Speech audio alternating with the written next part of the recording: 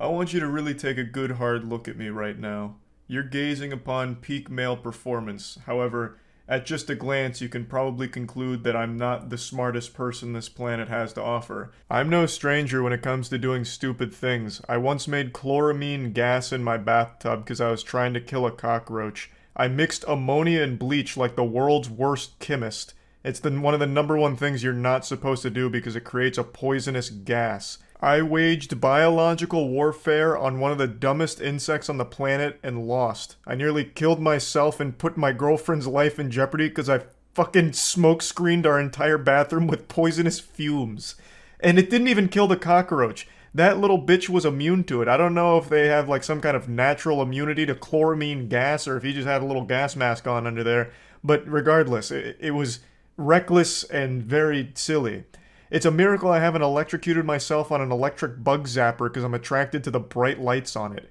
Point I'm making is, I'm not the smartest person on the planet, but even I'm not stupid enough to buy this game. This blatant scam. I call it a scam, but it's actually more of like a joke, I'm pretty sure. So this is a $2,000 Steam game called The Hidden and Unknown, and a lot of people are talking about it on Twitter right now, and I've been getting tagged in this post a ton because I have a bit of a reputation for buying these outrageously priced dog shit experiences on Steam just for the sole purpose of being able to wiggle my finger and celebrate that I'm the only person that wasted the money to play it.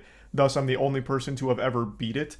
I've done this for 2 games now. One of them was Super Fight for $200, and more recently it was Dream, Super Dream, Dreamland, fucking Shark Boy, Lava Girl, Super Dream. I forgot the name of it, like Never-Ending Dream or something, and that was like 130. But then there's this little goofball here, The Hidden and Unknown, coming in at a whopping 2,000 oysters, which is far too steep for me to justify a joke.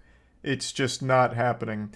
And hopefully no one will ever play it, but you know, you're probably asking yourself, maybe it's worth it. You know, what if this is the best game ever made? What if this game is so powerful it actually makes you taller and more attractive by playing it? And to that I say, bah humbug, why don't we just go ahead and take a look at the gameplay that they've released from it?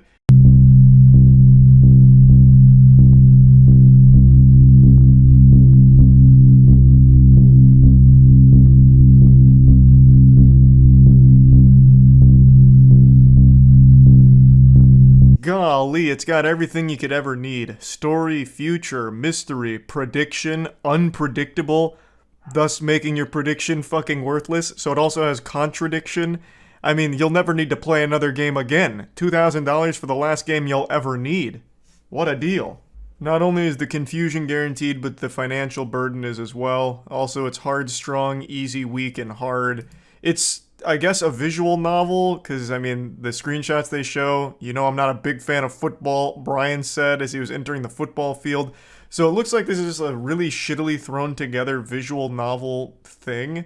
Though I'm going to just speculate that there's not even an actual visual novel or game here at all. This was purely made to just try and get a single sale from a curious weirdo like me who sometimes can't resist the urge to just see what led to such a high price point for something like this. Now, Pyrocynical did an actual deep dive on this studio without buying the game, thank God.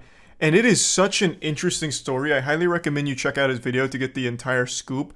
But I'm just going to go ahead and scratch the surface here. So ProX or Prox team that made this pile of shit is trying very hard to just squeeze money out of dumb fucking idiots. I'm assuming the person behind it recognized that people are really willing to just throw money at nothing like NFTs and shit. So they've made nothing for them to throw money at. And it's really fucking amazing. So he's made an Instagram account where he just takes Reddit questions and then has a text-to-speech bot read it for him. And then he's made a YouTube channel that does shorts that are the same thing, where it takes Reddit comments and has a text-to-speech bot read it for him over Minecraft gameplay. But when you go to their website, which Pyro covers all of this in depth, I'm just giving you the basics. But when you go to the website, they even have like Patreon tiers that are so unbelievably outrageous. It makes it very clear that this is supposed to be a joke, but one that they do also kind of hope in the back of their mind gets them a little bit of money. So let's take a look at their tiers here. For $12 a month, you get to join their Discord, where you get the supporter role and then a loyal supporter role after 12 months. So you're paying $12 a month for a Discord role, or excuse me, not even $12, £12 a month, or 12 quid a month for the Discord role. But then, the real bargain, the actual steal here for, bang for your buck, is 23.50 quid a month, and you get the exact same benefits as the 12 quid a month tier, but you get it in half the time. So you can get the loyal supporter badge in 6 months instead of 12. But then for 70 quid a month, you get the exact same benefits as the other two tiers, but then you get the loyal supporter badge 3 months instead of 6. Which, how can you argue with value like that, to be honest? Discord badges, that's worth more than gold, honestly. That's a better investment than real estate. If you're debating between like putting a down payment on a house or being a loyal supporter of the hidden and the unknown, I think the choice is obvious if you're looking for financial stability in the future. It's the Discord badges. So I think this is fantastic. I also love that they're playing hardball. For 70 quid a month, you don't even get the loyal supporter badge instantly. You still have to subscribe for 3 months at least to get that fucking badge. But this is not their highest tier. Their highest tier, and the one that I think they make it very obvious that this is supposed to be satirical or just goofy and stupid for the sake of being stupid, is their 4th tier, which costs 1.4 million quid a month. Pyro's face really tells the whole story. That's a face of a man who's perplexed and contemplating whether or not this is worth it, weighing the pros and cons here. And I gotta tell you, after reading what you get for 1.4 million quid a month, you'd be a fool not to sign up. You get all the Discord badges, and you also get extra voting power in all that matters. That means presidential voting, like this extends well beyond just the games. It's voting power in everything that matters. Fucking elections for places you don't even live, I imagine. And you even get your name mentioned on their website. And, Prox is a huge powerhouse of a website. It's up there with like YouTube and Twitter when it comes to traffic. So having your name there, that's big. And then, of course, the cherry on top of the cake, and probably what most people would be most interested in, is you get a free copy of all the projects they create, including the hidden and unknown. So you can pay 1.4 million quid a month in order to get a $2,000 game for free.